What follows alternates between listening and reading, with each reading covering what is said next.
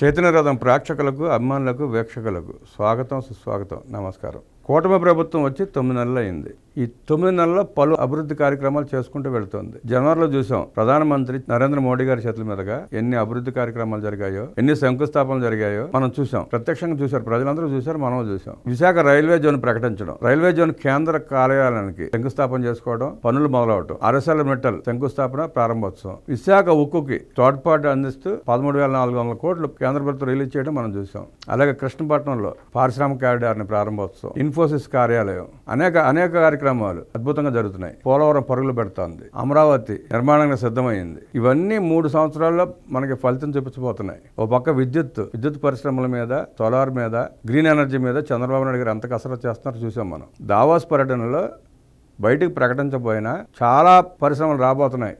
IT పరిశ్రమలు, రకరకాల పరిశ్రమలు, అగ్రికల్చరల్ వ్యవసాయానికి సంబంధించిన పరిశ్రమలు రాబోతున్నాయి. ఇవన్నీ రాగల 6 నెలల్లో తెలుస్తాయి. ఇక సూపర్ 6లో చంద్రబాబు గారు చెప్పినట్టు ఉచిత గ్యాస్ సిలిండర్ ఇచ్చేశారు, మొదలుపెట్టారు. 90 లక్షల మందికి లబ్ధి చేకూరింది దాని మూలంగా. ఎక్కడన్నా ఒక 0.1% చిన్న పొరపాటు జరిగితే ఆ సేవల లోపం ఆటో వాళ్ళు, ఆ రిక్షా వాళ్ళు చేసే తప్పిదాలు తప్ప ప్రభుత్వ పరంగా ఎలాంటి ఇబ్బందులు లేవు అక్కడ. అట్లాగే 3,000 పెన్షన్ 4,000 చేసి నెల మొదటి రోజునే ఇస్తున్న సంగతి కూడా తెలుసు మనకి. ఎన్నికల్లో చెప్పినట్టు 3 నెలల బకాయిలతో కలిపి 7,000 ఇస్తే రాష్ట్రం అంతా సంబరాలు చేసుకుంది. పెన్షన్ తీసుకున్న సంబరాలు చేసుకున్నారు. అన్నా క్యాంటీన్ 3 పూట్ల కడుపు నిండా భోజనం పెడుతున్నారు. రోజుకు 15 రూపాయల ఖర్చుతో 3 పూట్ల కడుపు నిండా భోజనం పెడుతున్నారు. ఇంకా అంతకంటే సంతోషం ఉంటుంది పేద ప్రజలకి. మిగతావి సూపర్ 6లో మిగతా 2-3 కార్యక్రమాలు జూన్ జూలైలో ప్రకటించారు ముఖ్యమంత్రి గారు. రేపు బడ్జెట్లో ప్రవేశపెట్టనున్నారు.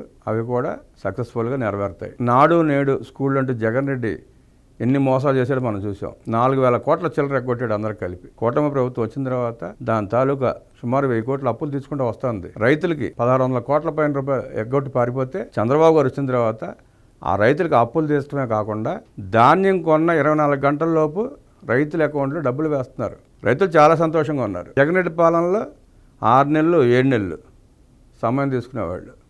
అది కూడా ఆ స్థానిక నాయకులకి ఎంతో కొంత కమిషన్ ఇస్తే కానీ రాని పరిస్థితి. ఇది వాస్తవం, రైతులందరికీ తెలుసు, గ్రామీణ ప్రాంతాల ప్రజలందరికీ తెలుసు. నేను ఏదో ప్రజలకు చేశానంటాడు జగన్ రెడ్డి. ఏం చేయలే, దోపిడీ చేశాడు బాగా. ఈ సందర్భంగా మనం గుర్తు చేసుకుంటే ఉత్తరాంధ్రని ఎలా దోచుకున్నాడో మనకు తెలుసు. ఉత్తరాంధ్రే కాదనుకోండి, ఇచ్చాపురం మొదలుపెట్టి కుప్పం సరిహద్దు వరకు ఎన్ని రకాలుగా దోచుకోవచ్చు అన్ని రకాలుగా దోచుకున్నారు జగన్ రెడ్డి, దండుపాళెం బ్యాచ్. విశాఖపట్నం భూములు ఎలా దోచుకున్నారో చూసాం. మాన్సాస్ ట్రస్ట్లో అక్రమంగా ఒక ఆమెను ప్రవేశపెట్టి ఆవిడని అడ్డం పెట్టుకుని ఎంత వికృత తాండవం చేశారో చూసాం. మ్యాక్సిమం ట్రై చేశారు దోసేయడానికి. మాన్సాస్ ట్రస్ట్ కింద 100,000 కోట్ల రూపాయల ఆస్తులు ఉన్నాయి. అది చేజెక్కించుకుంటే మొత్తం నాకే వచ్చు అంటున్నాడు విజయసాయి రెడ్డి గారు. ఆయన అడ్డం పెట్టుకుని మొత్తం నాకేద్దాం అనుకున్నాడు జగన్ రెడ్డి. అశోక్ గజపతిరాజుకి విరోచితంగా పోరాడి కోర్టులకు వెళ్ళి చాలా ఇబ్బంది పడి దాన్ని కాపాడుకున్నారు. ఆయన ఎంత నాశనం చేయాలో అంత నాశనం చేశారు ఉత్తరాంధ్రని. విశాఖపట్నం స్థలాలు కబ్జా చేశారు, భూములు కబ్జా చేశారు. ఆఖరికి ఉక్కు ఫ్యాక్టరీని అడ్డం పెట్టుకుని కూడా రాజకీయం చేశాడు జగన్ రెడ్డి. నాడు కేంద్ర ప్రభుత్వం ఉక్కు ఫ్యాక్టరీని ప్రైవేట్ పరం చేస్తామంటే ఒక్క మాట మాట్లాడలా. మీరు ప్రైవేట్ వాళ్ళకి అమ్మేసుకోండి, మాకు 8,000 ఎకరాలు ఇవ్వండి, దాంట్లో చాలు, మేము ఏదో చేస్తాం, ఉద్ధరిస్తాం, ఏదో కడతానన్నాడు. అంటే 8 ఎకరాలు కూడా దొబ్బేద్దామని పొరపాటున ఆ రోజు ప్రకటన చేసినట్టయితే ఆ 8,000 ఎకరాలు తీసుకునేవాడు కేంద్రం దగ్గర నుంచి, దాన్ని సర్వమంగళం చేసేవాడు. ఉత్తరాంధ్రలో వదిలిపెట్టల. రాయలసీమకు వస్తే కడప జిల్లాలో సజ్జల రామకృష్ణారెడ్డి ఫారెస్ట్ భూములు ఎలా దోచుకున్నాడో చూసాం. అటు చిత్తూరు జిల్లాకి వెళ్తే పెద్దిరెడ్డి రామచంద్రారెడ్డి ఫారెస్ట్ భూములు ఎలా దోచుకున్నాడో చూసాం. విజువల్స్ వచ్చినాయి. ఇవన్నీ నోటి మాటలు కాదు. ఇంకా కొంతమంది పేటీఎం కూలీలు మాకు సాక్ష్యం కావాలంటారు, బుద్ధి లేకుండా, జ్ఞానం లేకుండా. ఇప్పటికీ ఏదైనా వీడియోల కింద చూస్తే కామెంట్లు వస్తూ ఉంటాయి. పెద్దిరెడ్డి ఆక్రమించడానికి సాక్ష్యం ఏంటంటారు. అరే బుద్ధి లేని సన్నాసులారా, పేపర్లు చూడండి, టీవీలు చూడండి, వార్తలు చూసుకోండి, లేదంటే తెలుసుకోండి, ప్రత్యక్షంగా వెళ్ళి తెలుసుదామండి.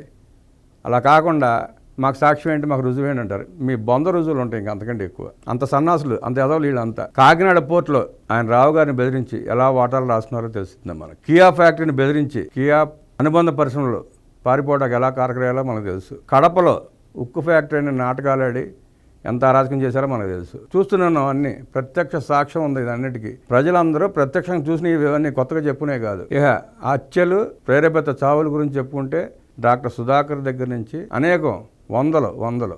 జగన్ రెడ్డి ప్రియ శిష్యుడు ఎమ్మెల్సీ అనంతబాబు తన డ్రైవర్ని చంపి డోర్ డెలివరీ ఇస్తే నోరు ఎత్తలా, పైగా పిలిచి సన్మానం చేశాడు జగన్మోహన్ రెడ్డి. అంతటి దుర్మార్గుడు. రైతులను చించుకుంటాడు. అమరావతి రైతులను ఏ రకంగా ఏడిపించడం మనం చూసాం.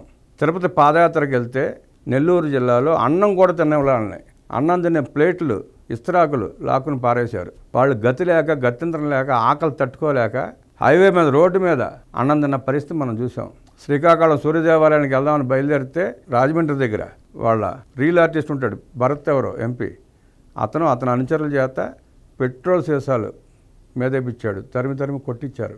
అమరావతి నుంచి కనకదుర్గ టెంపుల్కి దర్శనానికి వెళ్దాం అనుకుంటే ఎన్ని అరాచకాలు చేశారో చూసాం. పోలీసుల చేత ఆడవాళ్ళని మహిళలని దారుణంగా కొట్టించిన దుర్మార్గుడు జగన్ రెడ్డి. ఇన్ని ఘోరాలు నేరాలు చేసి ఇన్ని హత్యలు చేసి రాష్ట్రాన్ని సర్వనాశనం చేసి తగుదనమ్మా అంటూ వాళ్ళు అనేక కబుర్లు చెప్తున్నాడు శుద్ధపోసలాగా. లేని మిర్చి రైతుల మద్దతు ధర ఆయనకి సంబంధం లేని విషయం అది.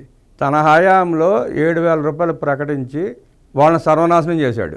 గతంలో చంద్రబాబు గారి పాలనలో ఇట్లాంటి పరిస్థితి వస్తే 138 కోట్లు ఇచ్చి రైతులను ఆదుకున్నాడు ఆయన. జగన్ రెడ్డి హయాంలో కనీసం యార్డులో మంచినీళ్ళు కూడా ఇవ్వాలి. మద్దతు ధర పెట్టుబడి ఇవ్వటం కాదు, కనీసం తాగట గుక్కడి మంచినీళ్ళు ఇవ్వలేని దుర్మార్గుడు జగన్ రెడ్డి. ఇవాళ వచ్చి శుద్ధపోస లెక్క ఏదో హడావడి చేస్తున్నాడు. అక్కడ చేసింది ఏం లేదు. మార్కెట్ యార్డ్కి వెళ్ళి మద్దతు ధర వంకతో ఆ రైతులను దోసుకుని వచ్చారు అంతే. వాళ్ళు పర్సులు కొట్టేశారు, టిక్కిలు లేపేశారు. అవి కూడా వార్తలు చూసాం మనం. ప్రమాణ స్వీకారం రోజున అది ప్రమాణ స్వీకారం చేయకపోతే అనర్హత వేత పడుతుంది, ఎమ్మెల్యేగా కూడా గుర్తింపు ఉండదనే ఉద్దేశంతో ఆ రోజు వెళ్ళి హడావుడికి సంతకం పెట్టి చూసాం కదా. ఆ రోజు అసెంబ్లీలో ఎట్ట తిరిగాడు అటు ఇటు, తడబడతా సిగ్గుపడతా, తల ఎత్తి చూడలేక, ఎవరి మొహాలు చూడలేక, తన మొహం ఎవరికి చూపించుకోలేక హడావుడికి సంతకం పెట్టి పారిపోయాడు. తర్వాత అసెంబ్లీకి హాజరు కాలేదు. ఈ సందర్భంగానే అయ్యన్న పాత్రుడు గారు, రఘురామకృష్ణరాజు గారు, బాబు నువ్వు 60 రోజులు అసెంబ్లీకి రాకపోతే నీ మీద అనర్హత వేట పడుతుంది, నీ ఎమ్మెల్యే గోవింద ఎత్తిపోద్ది, ఆలోచించుకోమంటే నేను రాను, ఏం చేసుకుంటారో చేసుకోండి అన్నాడు.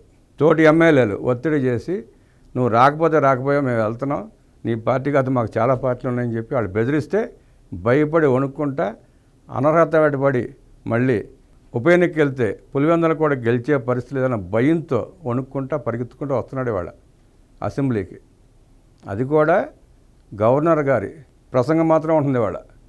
ఇవన్నీ చూసుకుని గవర్నర్ ప్రసంగం అవగానే ఒక సంతకం పెట్టి పారిపోదాం, మళ్ళీ 60 రోజుల తర్వాత చూసుకుందాం అనే ఉద్దేశంతో మాత్రం వస్తున్నాడు. పేటీఎం కూలీలు, వైసీపీ నాయకులు, భజన బృందం, తొట్టి గ్యాంగ్, దండిపాళెం బ్యాచ్ మాత్రం మావాడు పులి అని ఎలివేషన్లు ఇచ్చుకుంటూ ఉంటారు. పులి కాదురా బాబు, అది మచ్చల పులి. భయంతో వణుక్కుంటా వస్తున్నాడు అసెంబ్లీకి. వాళ్ళ పులి అయితే ఛాలెంజ్ చేసి ఉప ఎన్నిక వెళ్ళమనండి, అది పులి లక్షణం. అసెంబ్లీకి రావడం అంటే భయపడి మచ్చల పులి అని చెప్పండి.